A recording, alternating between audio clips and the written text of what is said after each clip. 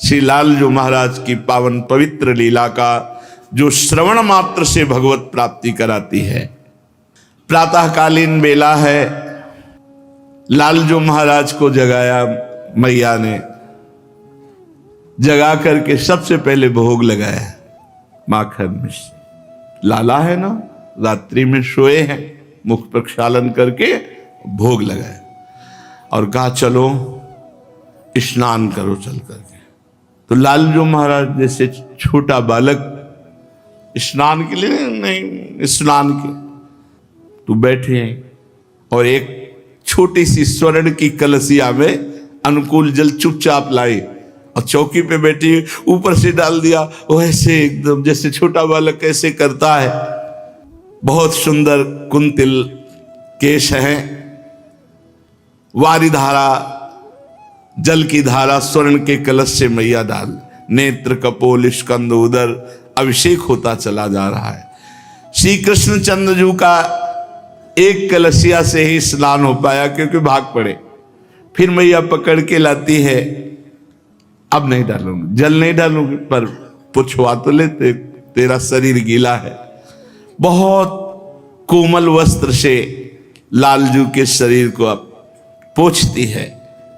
एक कलसिया जल में परेशान हो गए और महान जलराशि को चीरते हुए रसातल में जाके पूरी पृथ्वी को अपने दांत के अग्रभाग में रखकर वाराह रूप से लाए थे। यही तो है, दूसरे कोई थोड़ी है। अपरसीम जलराशि को चीरते हुए अपने पंजों से और पृथ्वी को लिए लिए एक थप्पड़ से हिरणाक्ष को परम पद प्रदान कर दिया। महाबली हिरणाक्ष, जिससे त्रिभुवन में कोई लड़ने वाला नहीं था। स्नान के पर्यंत अंगों को पोंछ करके श्रृंगार करती है। इतना सुंदर बाल रूप है।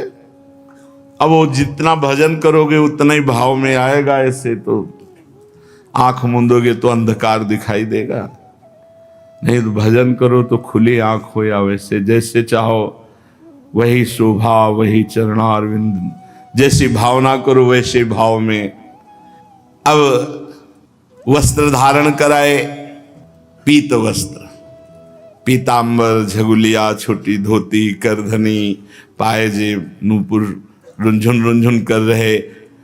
करधनी में भी छोटी छोटी घंटी लगी हुई है। आंखों में अंजन मैया लगा रही, बड़े विशाल नेत्र है। यहां नजर न लग जाए बिंदी रख देते हैं। हाथ पकड़े हुए कि भाग जाएगा ये, अभी खेल ले।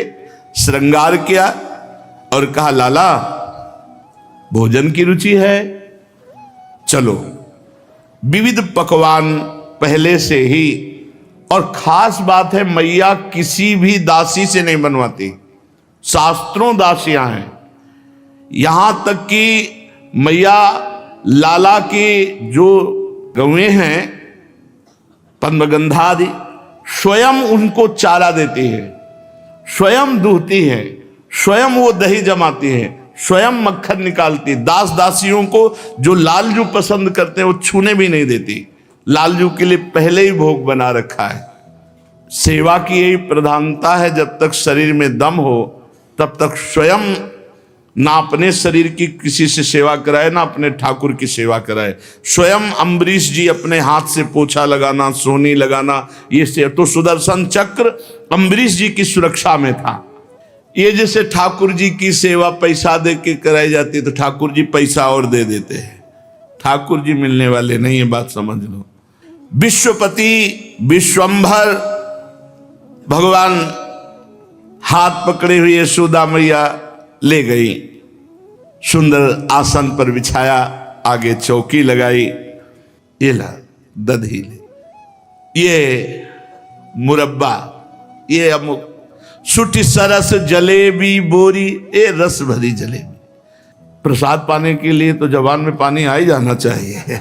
अब इतना बढ़िया भोग लग रहा है। मैया मना मना कर ऐसे ही भोग पवाया जाता है। कुछ लोग तो ऐसे दिखा दिए पानी, ये ठाकुर को आप ठाकुर नहीं मानते, मूर्ति मानते हैं। कुछ लोग रख दिए तो आप ठाकुर को ठाकुर नहीं मानते हैं। कैसे? हम सेवक हैं, अपने हाथ से कवल किया, प्रिया जी फिर ऐसे कवल कवल बाएं हाथ से पंखा करते जा रहे, अपने लाडले को पाल और पालो और पालो। देखो अगर रोना ना आ जाए तो आप देखना, पवाते पवाते रोना आ गया तो समझ लो ठाकुर भोग पा लिए। अब ऐसे ये था माम प्रपद्यन्ते तास्तथे, जैसे आप भजोगे वैसे फिर वो बताने लगते हैं, वो आपको फिर संकेत करने लगते हैं, आपके दिमाग में बैठकर वो बात करने लगेंगे। प्रभु भोग पाए, मैया लाला और पालो, मानो अमृत रस वर्षा यशोदा जी के कानों में कर। नहीं मैया बहुत छक गया, अब मुझे नहीं पाना। छक गया ना, क्यों पूछ रही? कहीं जाके दूसरे के घरों में उपद्रव न करने लगे। नहीं और पाले, नहीं छक गया। यशोदा मैया ने कहा देखो अभी और एक चीज, बढ़िया कलहरी हुई सब्जी, ताजी ताजी पूड़ी फिर और लाके पवाई। ये क्यों कर रहे? ये कोई गोपी शिकायत न करे आकर, कहीं भूखा रह जाए और जाए किसी के यहां। छक गया लाला। भोजन गृह में एक से एक सुंदर सुंदर पदार्थ क्रमशः परोसती हैं और पूछती जाती है, अब छक गया है ना, फिर और पा। बलदाऊ तू भी आके पाले। सटरस भोजन मैया पवाती, फिर आचमन कराती, फिर पान मुख में पवाती है और फिर बलिहारी जाती है। मैया अब खेलने जाऊं? अकेले नहीं, दाऊ बलराम इसके साथ, किसी के घर न जाने पावे, इसके साथ जाओ। श्रीदाम सुदाम वसुदाम आदि सखा बाहर सब खड़े थे। बलराम जी ने कहा मैया तू चिंता मत कर, मेरे साथ है, कोई उपद्रव नहीं करेगा। मैया बहुत डरती थी कहीं किसी का, और चंचलता की मूर्ति लालजू। भागे, बलराम जी हाथ पकड़ करके साथ भागे। बड़े हैं, सखाओं की भीड़ घर के बाहर, नंद भवन के बाहर थी। सब उल्लसित होकर कोई गले से लगा रहा है, कोई गाल नोच रहा है, कोई कांधे पे हाथ डाल रहा, मेरा कन्हैया मेरा कन्हैया। बलिहारी है इन ब्रज गोप बालकों की। अखिल कोटि ब्रह्मांड नायक परात्परीश भगवान श्री कृष्ण की गलवैया दे रहे। बलराम जी एक क्षण के लिए नहीं छोड़ रहे हैं, हाथ पकड़े हुए हैं। मित्रों से इशारे में पूछते हैं तू कैसा है? ठीक है। सब सखाओं से भगवान ने पूछा। बाबा सामने दिखाई दिए, थोड़ा सहम गए सब, कहीं रोक न ले। बाबा की दंडवत ब्रजवासी बालक कर रहे हैं। लालजी बोले इशारे से, खेलने जाओ बाबा? बाबा ने कहा बस ब्रजेश्वर का संकेत पाया, फिर क्या विलंब था, फिर तो भाग पड़े। अब श्री कृष्ण चंद्र समस्त बालकों के साथ खेल खेल रहे हैं। कहां? ब्रह्मांड घाट, गोकुल में है ना ब्रह्मांड घाट। सखा गोष्ठी बना रहे हैं, छोटी छोटी अंजुली में सब भर भर के रज लाते हैं। कोई छोटे छोटे खंभे, कोई घर, ऐसे सब बना करके खेल रहे। श्री रामा ने बहुत सुंदर घरौंदा बनाया। प्रभु बनाते हैं पर वो बन ही नहीं पा रहा, बार बार विकल हो जाते हैं। बलराम जी से कहते दाऊ दादा मेरा घर क्यों नहीं बनता, देखो इनका बन गया। देख लो कौन है जो अनंत ब्रह्मांडों को एक पलक झपकते ही से निमेष कहते हैं, इतने में सृजन कर देते हैं अनंत ब्रह्मांडों का। वो गोप बालकों के साथ घरौंदा नहीं बना पा रहे। अन्य बालक ताली पीट कर हंसते हैं, श्री कृष्ण कुछ मुख उदास कर लेते हैं। फिर गीली मिट्टी लाकर गृह निर्माण, किंतु बन ही नहीं पा रहा। अत्यंत परिश्रम किया, बना तो फिर टेढ़ा मेढ़ा बना।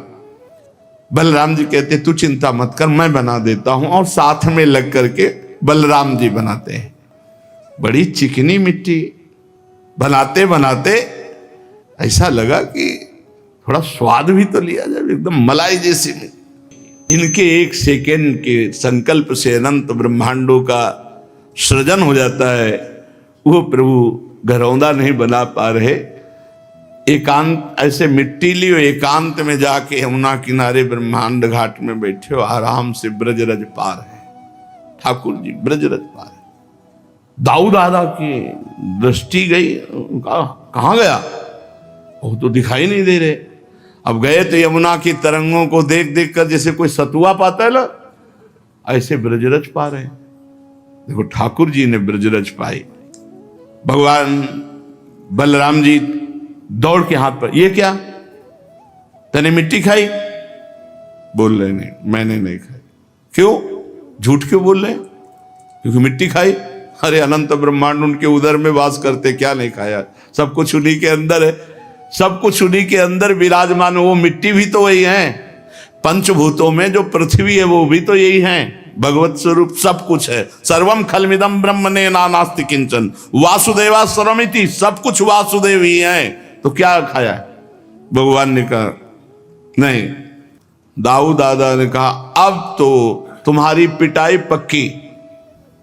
सनक सनंदन सनातन सनत कुमार योगीश्वर वो अव्यक्त रूप से विचरण करते हैं।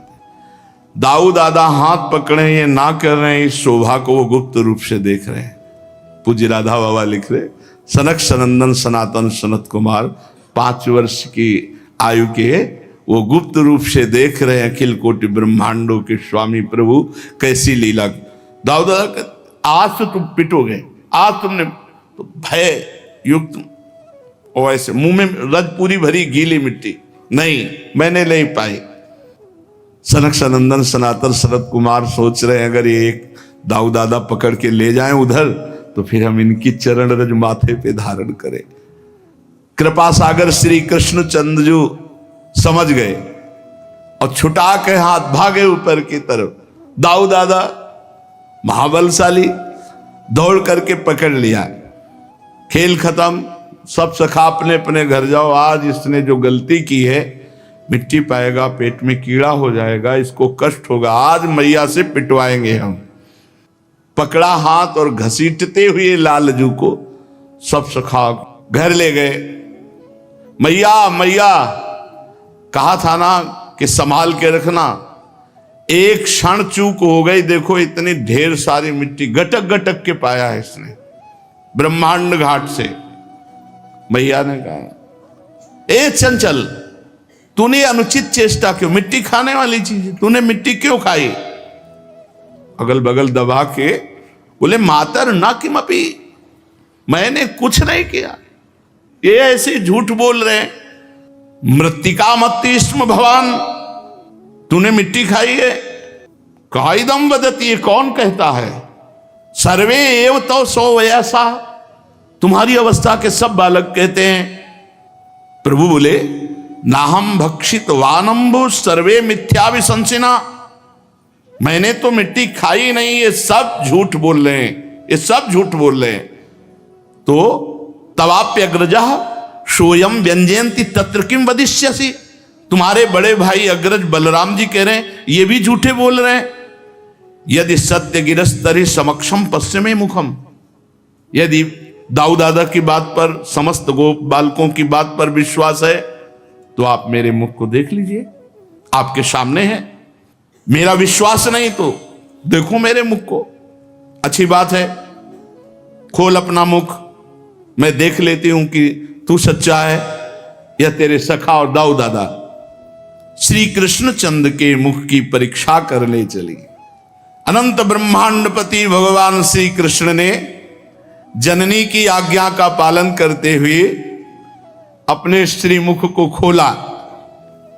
जेव ही मुख खोला, खेल से मनुष्य बालक बने हुए भगवान श्री कृष्ण चंद्रजू ने अपने मुख को खोला तो क्या देखा मुख में? छोटे से नंदनंदन के यशोदा जी ने जहां कहा कि मुख खोल, भगवान ने आ किया तो देखा मुख में चर अचर संपूर्ण विद्यमान। आकाश, दिशाएं, पृथ्वी, पहाड़, द्वीप, समुद्रों सहित सारी पृथ्वी, वायु, वैद्युत, अग्नि, चंद्रमा, तारा, ज्योतिष मंडल, तेज, पवन, जल, वैकारिक अहंकार के देवता, मन, इंद्री, पंचतन मात्रा, ये सब श्री कृष्ण के मुख में। जीव, काल, स्वभाव, कर्म, उनकी वासना, शरीर, विभिन्न रूपों में देखने वाला है सारा संसार, और ब्रज में ब्रजराज, और अपने आप को भी लाला के मुख में देखा। बड़ी शंका में पड़ गई। सोचने लगी कि ये कोई स्वप्न है या कोई माया भगवान की, कहीं मेरी बुद्धि को कोई भ्रम तो नहीं हो गया। नहीं, मैंने अपने बालक के मुख में देखा। नहीं नहीं, मेरे बालक के मुख में कैसे? नहीं, ये तो जन्म से कुछ न कुछ ऐसे दिव्य चमत्कार प्रकट हो रहे हैं। हमें लगता है कोई सिद्ध योगी है जो चित्त मन कर्म और वाणी के द्वारा ठीक ठीक सुगमता से अनुमान के विषय नहीं होते। सारा विश्व जिनके आश्रित है, जो इसके प्रेरक हैं और जिनकी सत्ता से इसकी प्रतीत होती है, जिनका स्वरूप सर्वथा अचिंत है, उन प्रभु को मैं प्रणाम करती हूं। ये मैं हूं, ये मेरे पति ब्रजराज हैं, ये मेरा लड़का है, मैं ब्रजराज की समस्त संपत्ति की स्वामिनी हूं, ये गोपियां गोधन मेरे अधीन है, ये मेरी कुमति है। यशोदा जी सोच रहे, मेरे भगवान एकमात्र आश्रय में, उन्हीं की शरण में हूं। ओहो, मैं जिन्हें पुत्र समझ रही हूं तो साक्षात भगवान हैं। जब श्री कृष्ण के तत्व को यशोदा मैया समझने लगी तो वात्सल्य ने तुरंत डांट लगाया ज्ञान शक्ति और ऐश्वर्य शक्ति को, यहां से तुरंत चलो, हमारा राज्य है, तुम यहां कैसे प्रवेश कर गए? तुरंत वो घटना एकदम हटी और वात्सल्य भाव छा गया। अरे मेरे दुलारे लाला, अरे मेरे प्यारे लाला, दुलार करने लगी मैया। और उनको ऐसा लगा कि मेरी निगोड़ी आंखों का ही कुछ दोष है, मेरी आंखों में पता नहीं क्या हो जाता है, क्या क्या दिखने लगता है, और मेरे लाला और हृदय से लगा लिया। महाराज परीक्षित जी ने पूछा, हे परमहंस शिरोमणे, ये नंद बाबा और यशोदा मैया ने ऐसी कौन सी साधना की, तपस्या की, जिनको स्वयं सच्चिदानंद भगवान से ऐसा सुख मिल रहा है? भगवान उनका स्तन पान कर रहे हैं, वो भगवान को डांट रहे, हे मुख खोल। भगवान भयभीत हो रहे, जिनसे काल भी थर्राता है, जिनके भय से सूर्य तपता है, वायु चलती है, यम अपना कार्य करते हैं, वही भगवान यशोदा जी के भय से कौन सा तप किया ऐसा? भगवान श्री कृष्ण की बाल लीलाएं जो वे अपने ऐश्वर्य और महत्ता आदि को छिपाकर ग्वालों के बीच में करते हैं, इतनी पवित्र हैं कि इन कथाओं को श्रवण करने मात्र से सारे पाप ताप नष्ट हो जाते हैं। त्रिकालदर्शी सिद्ध महापुरुष भगवान की लीलाओं को सुनते हैं और गाते हैं। वे ही लीलाएं देवकी वसुदेव जी को बिल्कुल देखने को नहीं मिली, और नंद यशोदा जी अपार सुख लूट रहे। इसका क्या कारण है? तो श्री सुखदेव जी ने कहा, परीक्षित, नंद बाबा पूर्व जन्म में एक श्रेष्ठ वसु थे, उनका नाम द्रोण था, और उनकी पत्नी का नाम था धरा। उन्होंने ब्रह्मा जी के आदेश का पालन करने के लिए बहुत काल तक कठोर तप किया। ब्रह्मा जी उन्हें आदेश किए थे सृष्टि रचना के लिए, तो उन्होंने कहा कि जब हम पृथ्वी पर जन्म लें तो हमारी संतान स्वयं सच्चिदानंद भगवान हो।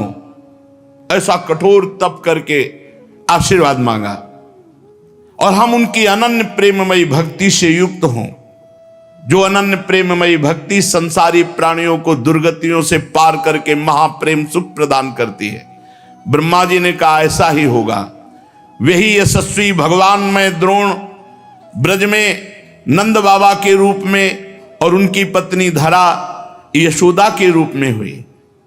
अब इस जन्म में जन्म मृत्यु के चक्र से छुड़ाने वाले जनार्दन भगवान उनके पुत्र हुए। विशेष कृपा इनके ऊपर, ये महाप्रेम में उन्मत्त रहते हैं। ब्रह्मा जी की बात सत्य करने के लिए भगवान श्री कृष्ण बलराम ब्रज में रहकर समस्त ब्रजवासियों को अपनी बाल लीलाओं से आनंदित करते हैं। एक समय की बात है, नंद रानी यशोदा जी घर के दासियों को दूसरे कामों में लगाती थी, और जो लाला का भोग वो स्वयं अपने हाथ।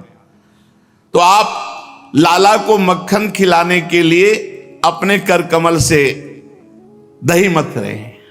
ये दामोदर मास की ही लीला है, जो एक कार्तिक मास है, इसे ही दामोदर मास कहते हैं। शायद आज पूर्ण हुआ या कल पूर्ण हो गया, कल पूर्णिमा हो गई। हाँ, तो ये भगवान की बड़ी भक्त वश्यता की लीला है। भक्ति के महान प्रभाव का इसमें दर्शन है कि जिनका नाम जड़ चेतन ग्रंथ का भेदन कराकर सच्चिदानंद स्वरूप उन भगवान को माता बंधन युक्त कर देती है। आप दही मथने लगी लाला को नवीन नवनीत पवाने के लिए, और जो जो भगवान की लीलाएं अभी तक गाई गई वो सब चिंतन करती जाती हैं बाल कृष्ण की, दधि मंथन करती हैं भगवान के नाम स्मरण करते हुए, उनकी लीला स्मरण करते हुए, उनके गीत गाते हुए। यह है सेवा पद्धति। मैया बता रही सेवा पद्धति। शरीर से दधि मंथन सेवा कर्म हो रहा है और स्मरण नाम और लीला का हो रहा है। वाणी से बाल चरित्र गायन कर रहे हैं। यही है शुद्ध भगवान की भक्ति। शरीर से सेवा, मन से मनन और वाणी से कीर्तन गुनगुनाते। ये हमने महापुरुषों को भी देखा। जैसे श्री जी की रसोई हम यहाँ कर रहे, वाणी से कोई न कोई पद चल रहा है, शरीर से सेवा हो रही, डूबे हुए है। अगर केवल सेवा हो रही और शरीर से सेवा हो रही और मन से विषय चिंतन कर रहे, नाम जप नहीं कर रहे, तो आपको सेवा बोझा लगने लगेगी। अरे सेवा बहुत बड़ी वस्तु है। मन अगर उसी सेवा का चिंतन करने लगे और वाणी नाम जप करने लगे तो देखो आपके अश्रु आने लगेंगे सेवा करने में। मैया अपने हाथ से लाला के लिए सेवा, ये बड़ा सौभाग्य है।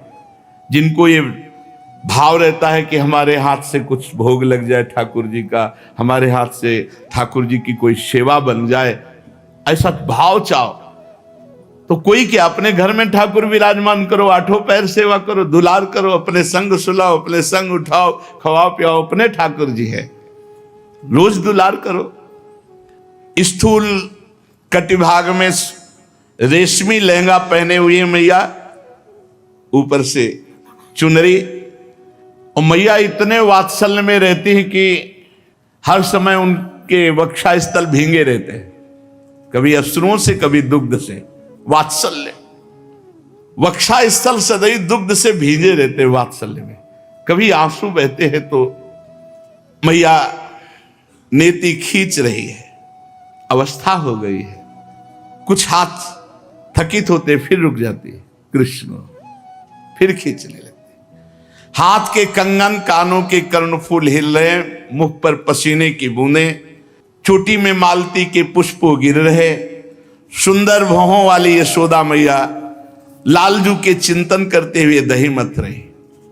अब इनका चिंतन करोगे तो फिर ये तो उपस्थित हो ही जाएंगे। आ गए, मैया मुझे दुग्ध पान कराओ अपना। हे इतना बड़ा हो गया फिर भी दुग्ध पान नहीं, मैया मुझे दुग्ध पान कराओ।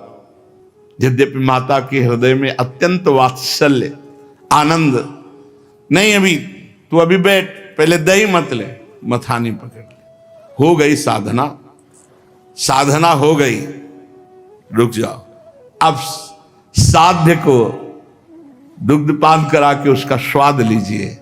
अब साध्य का स्वाद लीजिए।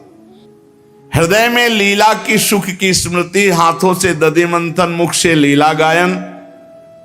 तो मां मां पुकार करके नजदीक आ गए।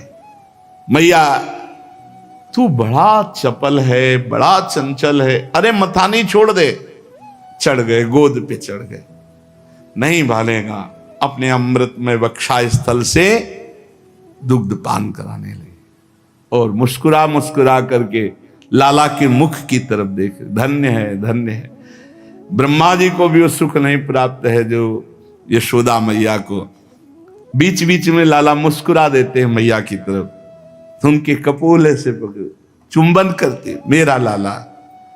बड़े आनंद का विषय चल रहा था, लाला को दूध पिला रही थी, बार बार लाला मुस्कुरा रहे थे, मेरा लाला तू तो मेरा प्राण प्यारा है। इतने में दृष्टि गई, अंगीठी पे रखा हुआ दूध जो है, जो पद्मगंधा नाम की गाय का दूध बहुत प्रिय है लालजू को। देखा कि वो दूध उफान में, लाला को नीचे भूमि पर किया, दौड़ पड़ी दूध की तरफ। पद्मगंधा गाय का दूध उफान में, उसने सोचा कि हम भी हैं, मैया तो अपना दूध पिला करके यदि तृप्त कर देगी लालजू को तो वो फिर हमें पिएंगे नहीं, इसलिए वो उचक रहा था मानो कि हम भी है मैया।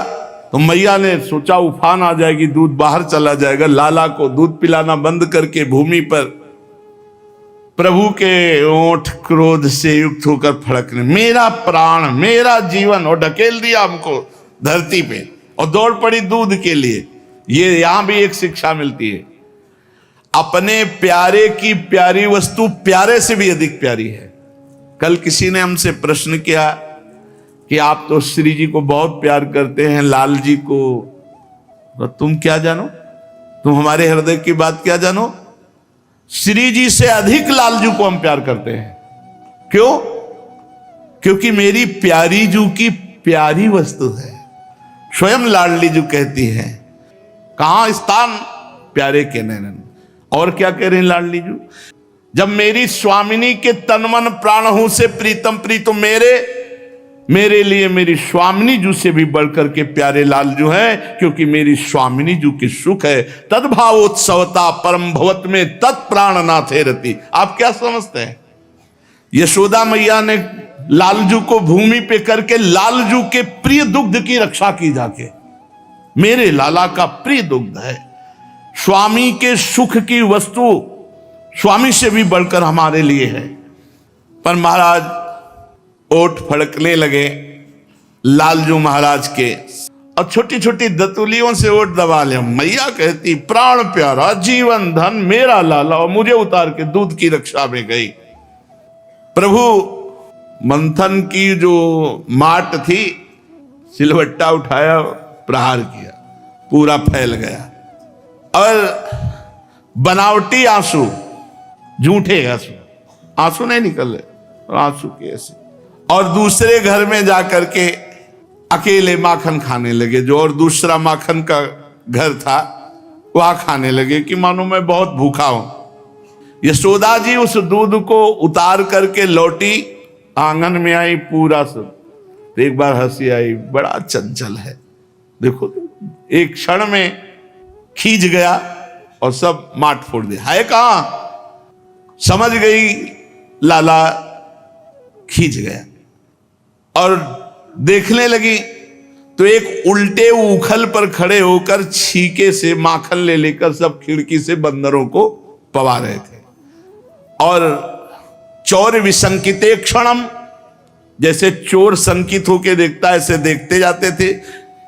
मैया वो चौकन्ने थे ही, तल एक दृष्टि में आ गई।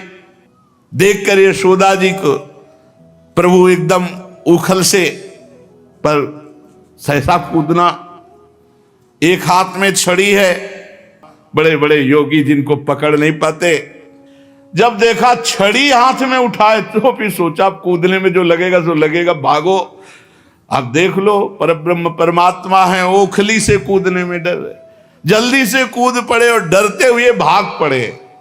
परमहंस श्री सुखदेव जी कहते हैं, बड़े बड़े योगी तपस्या के द्वारा अपने मन को अत्यंत सूक्ष्म शुद्ध बनाकर जिनमें प्रवेश नहीं करा पाते, वो भगवान को पीछे पीछे दौड़कर यशोदा जी पकड़ना चाहती है। दौड़ने लगी माता। अब स्थूल शरीर अवस्था भी है और ये तो अभी नवीन बालक है, दौड़ लगा दी।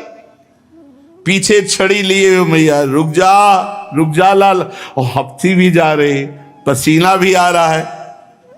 और देख अगर ज्यादा भागा फिर पकड़ में मिला तो ज्यादा मारूंगी, अभी रुक जा। मैया धमका रही है। पीछे मुड़कर श्री कृष्ण देख लेते हैं, बड़ी विलक्षण झांकी प्रभु की। अपराध किया है तो भय है, मैया मारे ना, इसलिए पूरा काजल फैला लिया है, यहां तक पूरा काजल फैला हुआ है। रो बिल्कुल नहीं रहे, रोने का पूरा नाटक है। ऐसे ऐसे करके काजल फैला लिया और भयचकित नेत्रों से देख रहे और बार बार आंख मल रहे हैं। काजल की स्याही कपोल पे पिटने का भय पूरा है, इसलिए सोचो इनको पिटने का भय। व्याकुलता सूचित हो रही है। बड़ी विलक्षण झांकी पूज्य श्री राधा बाबा इस झांकी का वर्णन करते हैं। काजल पूरा फैला हुआ है, कहीं बीच बीच में एक दो बूंद आंसू ऐसे काजल लेकर बह जाते हैं। कितना सुंदर शोभा सिंधु प्रभु का स्वरूप है, और मैया लकुट लिए पीछे पीछे दौड़ रहे। ये बहुत सुंदर रूप एक बार यही वृंदावन में एक बार शोभा एक झलक मैया छड़ी लिए हुए है। राम जी आई सत्संग भवन से सुन करके भावना करते हुए तो मैया छड़ी लिए हुई है। वो सुंदर रूप लाल जुग, वही सुंदर रूप सूरदास जी के सामने विराजमान देखा है। जो सूरदास जी महाराज पद गायन कर रहे हैं, प्रभु विराजमान सुन रहे हैं, वही सुंदर, बिल्कुल ठीक वही अवस्था, वही सुंदर रूप। ऐसा सुंदर रूप प्रभु का, मतलब अब कैसे वर्णन करे। परम सच्चिदानंद प्रभु के जब वेद के आगे नेति नेति बोल देते हैं कि हमारी सामर्थ्य नहीं कि बोल सके, छड़ी हाथ में लिए दिखा रहे और लालजू ऐसे करके और ऐसे जब कर रहे हैं तो वो नेत्र भयचकित नेत्र प्रभु के। मैया ये उद्यमी नटखट जल्दी तो पकड़ में आएगा नहीं, देखो मान जाओ, रुक जाओ। प्रभु ने देखा। अब यहां बहुत काम की बात है। मैया के माथे पे पसीना, मैया का थकित हो जाना और लालजू का करुणा युक्त होकर के बंध जाना, यहां एक आंतरिक साधन की बात आती है। जब साधक प्रयास करके हार जाता है, अपनी पूरी सामर्थ्य लगा देता है भजन में, तब उसी समय सच्चिदानंद भगवान स्वयं उसके अंतःकरण में भजन बन के स्फुरित हो जाते। फिर भजन होता है, करना नहीं पड़ता। एक बार प्रभु देखना चाहते हैं आपका प्रयास, आपकी सामर्थ्य, आप कितना आराम तलब हो, आप कितना भोग तलब हो। यदि आप आराम और भोग का त्याग करके रात दिन भजन का प्रयास कर रहे, तो वो प्रयास देखकर प्रभु रीझ जाते हैं। जैसे यशोदा मैया पकड़ने के लिए प्रयासरत है, स्थूल शरीर अवस्था वृद्ध हो रही तो थकित हो रही, पसीना, ये लालजू मुड़ करके देखा तो धीमी चाल हो गई। मैया ने देखा लाला थक गया, और लाला ने देखा था मैया थक गई, इसलिए चाल धीमी कर दी। और मैया ने समझा लाला थक गया, दौड़ करके मैया ने पकड़ लिया। अब जे भी मैया ने एक हाथ पकड़ा तो लाला का जो भय था वो देखने लायक था। मैया भी डर गई लाला के भयभीत रूप को देखकर, छड़ी फेंक दी। इतना भयभीत प्रभु हो गए कि अब मैया साटी चलाएगी, अब डंडा चलाएगी। भयभीत हो गए तो लिखा है, अब यशोदा मैया ने सोचा कि ये भयभीत भी हो गया, अगर इसे मैं छोड़ती हूं, कहीं ये भाग गया फिर नहीं आया, या कहीं कुछ हो गया, पहले इसको कुछ देर के लिए बांध देना चाहिए, फिर हम दुलार करके इसको मना लेंगे। परम वात्सल्य सिंधु में भरी हुई यशोदा मैया ने छड़ी फेंक दी, हाथ पकड़े हुए हैं और कहा आज तुझे बांधूंगी, क्योंकि तू बहुत चंचल हो गया। सब गोपिकाएं शिकायत करती थी, मैंने नहीं माना। दाऊ दादा ने भी शिकायत की, तू मिट्टी खाया, और अब तेरी हद हो गई, घर के सब बर्तन फोड़ दिए, तू उपद्रव कर, आज तुझे बांधूंगी। पता नहीं किसको बांधना चाहती है, प्रभु के ऐश्वर्य का वात्सल्य को पता नहीं है।